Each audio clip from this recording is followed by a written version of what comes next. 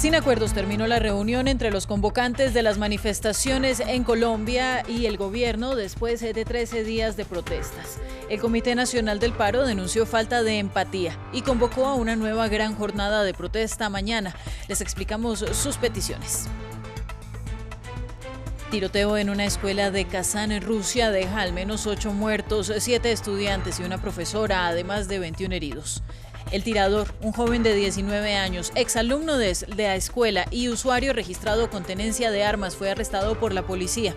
Por ahora no hay evidencia de más atacantes. Y la Liga Árabe condenó los ataques aéreos israelíes contra la Franja de Gaza, que han dejado al menos 24 muertos, incluidos 9 menores. Tras un fin de semana de protestas y violencia que dejó cientos de heridos en la recta final del Ramadán, y tras aplazarse un mes en la decisión de desalojo de palestinos de Jerusalén Este. Regresamos con ustedes para actualizar las noticias más importantes del mundo en France 24. En Colombia no hubo acuerdo tras la primera reunión exploratoria entre el Comité Nacional del Paro y el gobierno. Sin embargo, el Ejecutivo anunció que está preparado para concertar y poner fin a las protestas que iniciaron el 28 de abril contra las políticas del presidente Iván Duque. Al final de este lunes, el alto comisionado para la paz y vocero para los diálogos, Miguel Ceballos, anunció que hay plena disposición para avanzar en la agenda con acompañamiento de la Iglesia Católica y de Naciones Unidas. Por su parte, el Comité de Convocantes del Paro llamó a nuevas protestas este miércoles. En 13 días de movilizaciones hay 47 muertos, según varias ONG del país, cifra diferente a la que tiene el gobierno de 27 fallecidos. Las protestas han llevado a decenas de bloqueos de las vías y ya hay desabastecimiento en algunas ciudades. Veamos en qué consisten los pedidos del Comité del Paro al gobierno. El Comité Nacional de Paro propone que las campañas políticas sean financiadas por el Estado para evitar intercambios de favores. Además, piden reformas a los organismos de control para evitar que respondan a los intereses del gobierno de turno y asimismo proponen establecer que el voto sea obligatorio para que los políticos no puedan ofrecer pagos a los ciudadanos. Para ponerle fin a la desigualdad, proponen que se cree un subsidio de desempleo, que se establezca el derecho constitucional a la vivienda, así como la gratuidad de un mínimo vital de agua. Los campesinos no deberían pagar peajes en las vías y los estratos más bajos deberían tener internet gratis. Además, deberá haber educación gratuita y de calidad y garantizar el acceso a la salud para todos los ciudadanos, en la que el cuidado sanitario sea un derecho y no un negocio, como denuncian médicos en la actualidad. En cuanto a seguridad, se exige la eliminación del SMAD, así como la creación de espacio de denuncia de violaciones a los derechos humanos, y agregan que es necesario garantizar la seguridad de los líderes sociales. En cuanto a sostenibilidad, solicitan se sometan a voto los proyectos de minería extractiva y de fracking. Para que las propuestas sean financieramente sostenibles, el Comité Nacional de Paro propone que se establezcan programas de regreso del dinero al Estado, como exigir a los ricos que devuelvan al país el dinero evadido en impuestos y paguen mayores tributos, así como el recorte de embajadas y consulados y la exigencia a los extranjeros en Colombia a reinvertir el dinero que ganan en el país. Tras el primer acercamiento entre el gobierno y el Comité Nacional del Paro, de momento continuarán las protestas previstas para este miércoles. La conversación de hoy es con uno de los actores de las demandas ciudadanas. Nos acompaña en France 24 Alberto Palma, director de Fundación Familia Camionera y uno de los representantes de este gremio, quien nos puede dar un panorama del futuro del paro. Alberto, bienvenido a France 24. ¿Y qué es lo que ustedes están pidiendo? Después del anuncio de anoche hecho por el vocero de los diálogos, Miguel Ceballos, ¿cambia la perspectiva de las protestas? Bueno, un saludo a todos ustedes y desde Colombia les damos el siguiente informe. El Ministerio de Transporte, en vista de que el paro de camioneros se fortaleció, estableció unas mesas de negociación y ayer entre las 5 de la tarde y las 10 de la noche se hizo una reunión a la cual se están llegando a los siguientes acuerdos. Por ejemplo, se pidió que se le reconociera al camionero tradicional el precio mínimo de lo que costaría un flete en condiciones normales. Esto en razón a que los intermediarios de carga se quedan hasta con el 50% del flete que paga un generador de la carga. El ministerio ya expidió el primer documento donde hace obligatorio que el sistema de costos eficientes se respete y que no se pueda pagar por debajo de lo que arroja esta tabla. Ese es el primer punto. El segundo punto es que tenemos una resolución que es perversa en el sentido en que beneficia al camión viejo y castiga al camión nuevo, poniendo en un orden de retraso la modernización de la flota. Esto es que el camión viejo tiene más preferencia y más beneficio que lo que tendría un camión nuevo. El Ministerio de Transporte se compromete a hacer una resolución para que todos los camiones tengan los mismos beneficios y preferenciando en todo momento la seguridad en las vías. También tiene unos puntos adicionales como que el sistema de pensiones y parafiscales en Colombia, que es muy estricto, está haciendo unos cobros excesivos al camionero tradicional por la cantidad de dinero que ellos mueven en razón de su trabajo.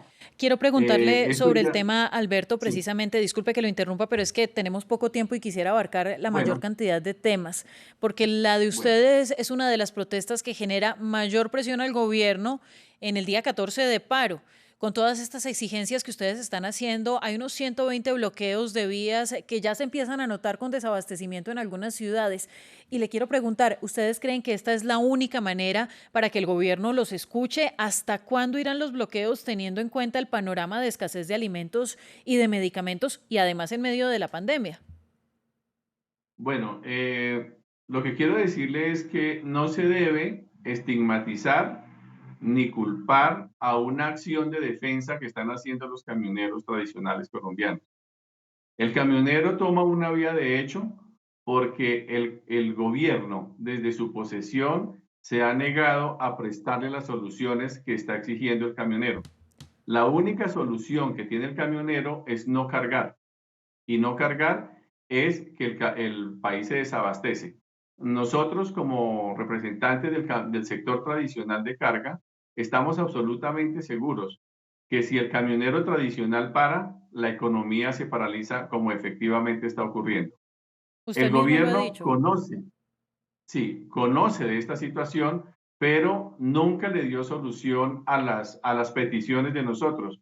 La misma ministra de Transporte dice que ha hecho 280 mesas de trabajo con nosotros. Eso es cierto, pero en 280 mesas de trabajo nunca tomó decisiones. Y de ahí que Pero en llegamos a este cuatro, escenario que estamos viendo y por eso total, le quiero preguntar, pues otro tema es qué elementos están ustedes dejando pasar por los corredores humanitarios, porque los productores, pues evidentemente como usted lo describe, ya están desesperados porque tienen su producto varado en las fincas y con posibilidad de perderse. O hay ejemplos como el de la industria avícola que no tiene concentrado para alimentar a los animales y le pido muy rápidamente que ya se nos va acabando el tiempo.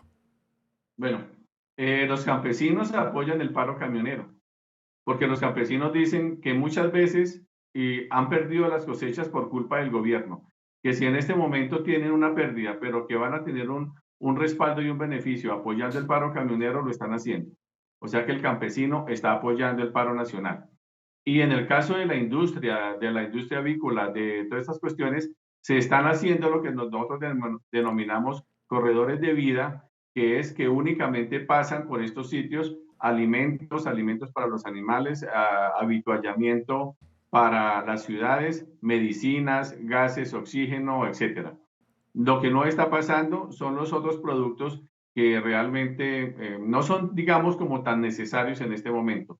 Pero los de primera necesidad, los esenciales, sí están pasando, los estamos dejando pasar en los 120 puntos de paro a nivel nacional. Pues señor Una Alberto cosa muy Palma, importante. le agradezco muchísimo por su valioso tiempo. Gracias por entregarnos un panorama y su visión sobre lo que está sucediendo en las carreteras de Colombia. Que tenga un feliz día.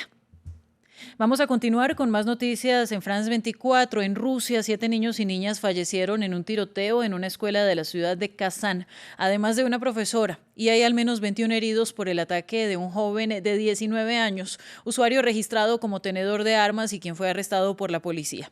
El jefe de la región de Tatarstán calificó el ataque como una gran tragedia para todo el país y dijo que no había evidencia de que nadie más hubiera estado involucrado. Más detalles con nuestro corresponsal en Moscú, Xavier Colas. Todo comenzó con un asaltante que empezó a caminar con un arma automática por la entrada principal de la escuela. inmediatamente abrió fuego contra la gente que tenía delante. La policía rusa acordonó la zona y ya a esa hora empezaban a compartirse en redes sociales rusas vídeos de niños saltando por la ventana y otras escenas de pánico. Un atacante ha sido detenido, se trata de un joven de 19 años que estudió en el pasado en esa misma escuela. Las armas estaban registradas a su nombre. Los niños evacuados de la escuela de Kazán donde han tenido lugar este tiroteo han sido reubicados en escuelas infantiles cercanas y se les está brindando asistencia psicológica a ellos y también a los familiares. Antes del asalto a la escuela, el atacante se abrió un canal en la red social de Telegram y dejó allí varios mensajes. Se fotografió delante de un espejo con una inscripción en la que pone Dios y anunció que iba a causar una matanza y que después se iba a pegar un tiro. Desde la Franja de Gaza sigue el lanzamiento de hasta 200 cohetes hacia Israel, que responde con más bombardeos. Al menos 24 palestinos fallecieron, incluidos 9 niños. El movimiento Yihad Islámica anunció que 2 de sus líderes también murieron. Mientras tanto, la ONU y la Liga Árabe rechazaron los ataques al final del Ramadán y por la previsible decisión de desalojar a palestinos de Jerusalén Este. Los paramédicos evacuaron a varios fieles musulmanes heridos durante los enfrentamientos en la mezquita de Al-Aqsa, también conocida como el Monte del Templo. Estábamos sentados en Al-Aqsa cuando entró un gran número de policías, arrojaron botes de gas lacrimógeno y granadas paralizantes. Dispararon balas de goma e intentaron sacarnos de Al-Aqsa, pero muchos jóvenes lograron permanecer adentro. Al mediodía del lunes, unas 200 personas habían sido trasladadas a hospitales. Tratamos lesiones en la cabeza, lesiones en los ojos, muchas de ellas heridas en el estómago. Varios médicos también resultaron heridos. Horas más tarde, a los fieles musulmanes se les permitió regresar a la mezquita. Pero la policía mantuvo alejados a algunos de los palestinos más jóvenes para evitar nuevos enfrentamientos. Vete a casa ahora. Te dije que es hora de ir a casa. Cuidado. La ira aumenta en otra parte del este de Jerusalén. Los nacionalistas judíos presionan para desalojar a varios palestinos de sus hogares, luego de que un tribunal dictaminara que sus casas fueron construidas en terrenos propiedad de judíos. Esto significa que mi país, mi gobierno, está conmigo ahora, no con los terroristas. Los nacionalistas judíos habían planeado marchar a través de Jerusalén para celebrar la unificación de la ciudad y de paso la anexión de los vecindarios palestinos. La marcha, que significa una provocación para muchos, fue prohibida en los barrios musulmanes. Por primera vez en 7 años, palestinos de Gaza dispararon cohetes hacia Jerusalén. La población de China registró el crecimiento demográfico más lento en décadas. Creció un 5,38% hasta los 1.411 millones de habitantes en los últimos 10 años, según el censo de 2020, el primero desde el 2010. En cuanto al crecimiento anual, este censo refleja una media del 0,53% de aumento en la última década, frente al 0,57% del periodo 2000 a 2010 y el 1,07% entre 1990 y 2000. Nada comparado con la época de finales de los 70 y principios de los 80, cuando la población de China crecía a una media anual del 2,1%, lo que hace pensar que en los próximos años su imparable crecimiento desde hace 50 años se revertirá. Inició el segundo proceso en la demanda de la Unión Europea contra el laboratorio AstraZeneca por los retrasos en la entrega de dosis. En la apertura del caso, la defensa del bloque pide al laboratorio sueco-británico que entregue al menos 120 millones de inyecciones de su vacuna contra COVID-19 para finales de junio. Originalmente, AstraZeneca tenía que entregar 300 millones de dosis en ese plazo, pero hasta ahora solo ha dado 50 millones. Y en una ceremonia que es tradición en el Reino Unido, la reina Isabel II presentó al Parlamento británico la lista de leyes que el actual gobierno quiere gestionar este año. Con el plan de vacunación en una etapa avanzada y tras disminuir los niveles de contagios, Boris Johnson planea avanzar con su agenda de nivelación. En su discurso, la reina Isabel dijo que la prioridad del gobierno es lograr la recuperación de la pandemia, que haga al Reino Unido más fuerte, más sano y más próspero que antes. Hasta aquí el informativo. Siga con nosotros en France 24. Buenos días.